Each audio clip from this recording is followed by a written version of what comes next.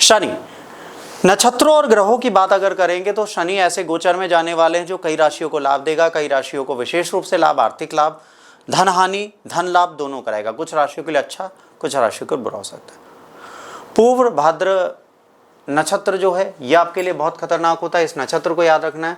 तो पूर्व भाद्रपद नक्षत्र के बारे में भी हम पढ़ेंगे और देखेंगे राशियों में इनका क्या हाल है। शनि वक्री हो गए हैं, वक्री होंगे 3 अक्टूबर 2025 से 20 जनवरी 2026 तक इनका पुनः प्रवेश होगा। शनि वक्री होकर भाद्रपद नक्षत्र में प्रवेश करेंगे, अत्यंत महत्वपूर्ण खगोलीय घटना है।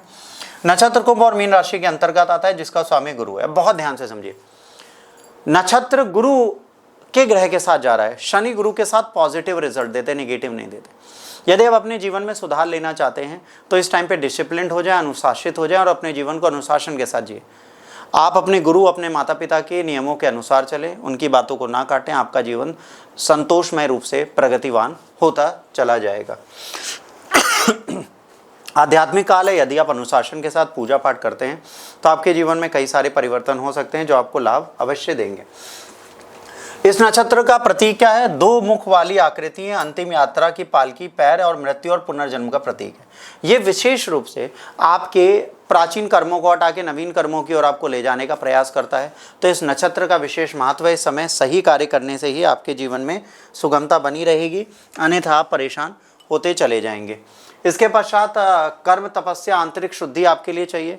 शनि का संयोग है, सो शनि एक बहुत इंपॉर्टेंट ग्रह यहाँ पे बनता है जो इसके लिए लाभ देता हुआ आपको प्रतीत होता है। इसके बाद आता है शनि गोचर का प्रभाव जीवन में क्या पड़ेगा। अधूरे कार्यों का समापन होगा। यदि आप अपना पुनर्मूल्यांकन करेंगे, अधूरे कार्यों को देखेंगे, आप देखेंगे आपके जीवन में ये कार्य क्यों नहीं पूर्ण हुए, तो आप इनका मूल्यांकन सही तरीके से कर पाएंगे, इन कर्मों को आप पूर्ण कर सकते हैं। जीवन में स्पष्टता आएगी, रिश्ते, करियर, वित्तीय मामलों में आप स्पष्ट होंगे, सीमा का निर्धारण करने की आवश्यकता होगी। आध्यात्मिक विकास में आप अनुशासित मिलेंगे। आइए राशियों के हिसाब से देखते हैं। मेष राशि वालों के लिए समाज में नए रिश्ते बनेंगे, आकांक्षाओं के में परिश्रम से लाभ होगा। जो आपने इच्छाएं बनाई यदि उसमें आप मेहनत करेंगे आपको लाभ मिलेगा। नए अवसरों की पहचान करें, नए अवसरों की पहचान करने की आवश्यकता है। पुराने मित्रों और सहयोगी के साथ रिश्तों का पुनर्मूल्यांकन करें और निश्चय सफलता मिलेगी। यदि आप अपने रिश्तों का मूल्यांकन करते हैं तो आपको सफलता अवश्य मिलेगी। मीन राशि वालों के लिए व्यक्तिगत पहचान, स्वास्थ्य, जीवन दिशा पर विशेष ध्यान करने की आवश्यकता है। आत्मखोज का समय है, संतुलन की आवश्यकता है। यदि आत्मसमर्पण, आत्मरक्षा के बीच सटीक संतुलन बनेगा तो कार्य चलेगा। जीवन शैली में अनुशासन की आवश्यकता है। यदि आप अनुशासनशील है तो आपको लाभ जरूर मिलेगा। अब प्रभाव कन्या, मिथुन, धनुष आदि राशि पे भी पड़ेगा। कन्या पे संबंधों में स्पष्टता आएगी, पुराने समझौते पुनर्लिखित जाएंगे, नई शर्तों पर सहमति बनेगी। यदि कन्या राशि के जातक किसी व्यापार में फंसे हैं और वहां पर उनकी बात आज तक नहीं मानी गई तो नई तरीके से पुनः आप चीज़ों को कर सकते हैं। धनु राशि, घर परिवार में स्थिरता लानी होगी, पुरानी आदतों का परित्याग करना पड़ेगा, नई दिनचर्या अपनानी पड़ेगी।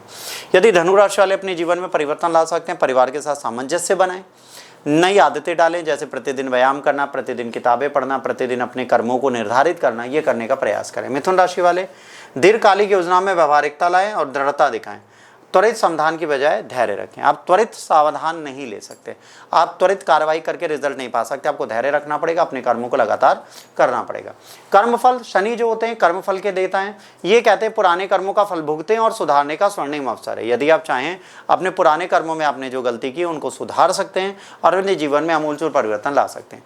जीवन शैली में परिवर्तन करें, व्रत त्याग और स्थायी बदलाव लाएं ताकि आपकी चीज़ें अच्छी हो जाएं। सावधानी क्या है? आध्यात्मिक अनुशासन चाहिए, नकारात्मकता, अनावश्यक झूठ, छल कपट, आलस्य को हटा दें ताकि आपका जीवन सही हो। सीमा और जिम्मेदारी, व्यक्तिगत सीमाओं का सम्मान करें और अपनी जिम्मेदारियों को दृढ़तापूर्वक निभाएं।